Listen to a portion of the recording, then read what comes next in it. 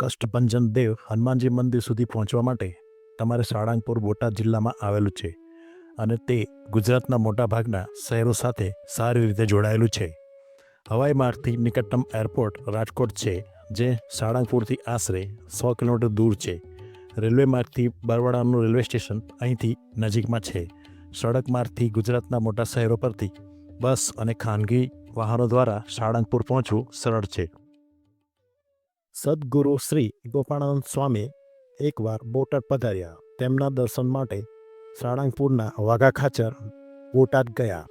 સાષ્ટાંગ પ્રણામ કરીને જ્યારે તે સ્વામી પાસે બેઠા તો સ્વામીજીએ સહજ સ્વભાવે પ્રશ્ન કર્યો કે કુશળ મંગળ તો છો ને?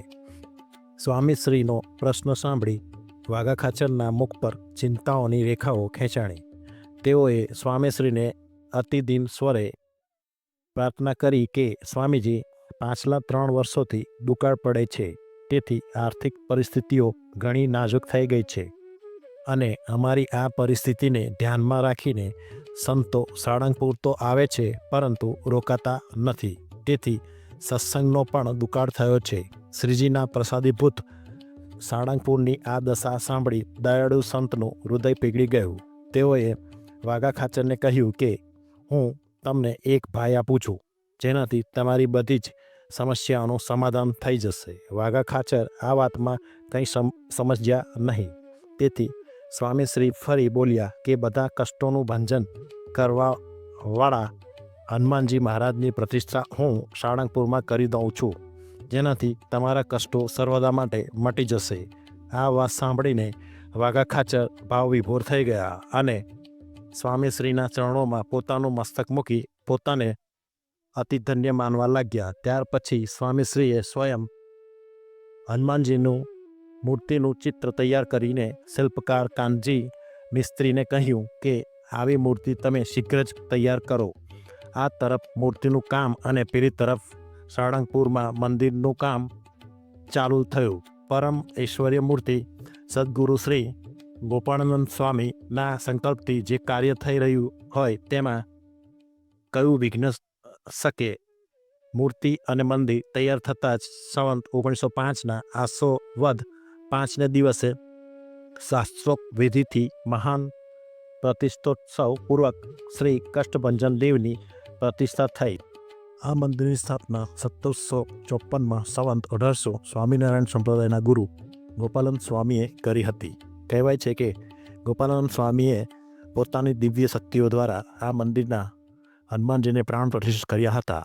હનુમાનજીની પ્રતિમા એક અનોખી છે, જ્યાં તેઓ પોતાનું વલ્મીક તોડતા અને તેમના ભક્તોને રક્ષણ આપતા દેખાય છે. મંદિર પરિસરમાં ભક્તો માટે પ્રસાદ અને ભોજનની વ્યવસ્થા છે. શ્રદ્ધાળુઓ માટે આધુનિક ધર્મશાળા અને રૂમ ઉપલબ્ધ છે.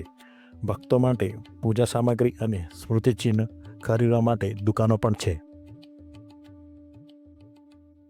મંદિરની સૌથી મોટી ઓળખ એ છે કે તે શ્રદ્ધાળુઓના જીવનમાંથી દુઃખો અને સમસ્યાઓ દૂર કરવા માટે પ્રસિદ્ધ છે.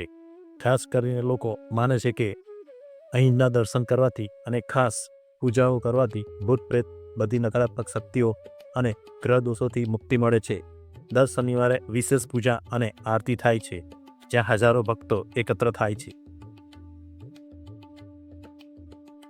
સાળંગપુરમાં સ્થિત કષ્ટભંજન હનુમાનજી મંદિર ગુજરાતના બોટાદ જિલ્લામાં આવેલું છે. આ મંદિર ભારતમાં હનુમાનજીના સૌથી પ્રખ્યાત અને શ્રદ્ધાસ્પદ મંદિરોમાંનું એક છે. તેની વિશેષતા એ છે કે અહીં હનુમાનજીને કષ્ટભંજન તરીકે પૂજવામાં આવે છે, જેનો અર્થ છે કે કષ્ટોનો નાશ કરનાર. આ મંદિર ખાસ કરીને નેગેટિવ શક્તિઓ, ગ્રહદોષ અને શારીરિક તથા માનસિક બીમારીઓમાંથી મુક્તિ મેળવવા માટે પ્રસિદ્ધ છે.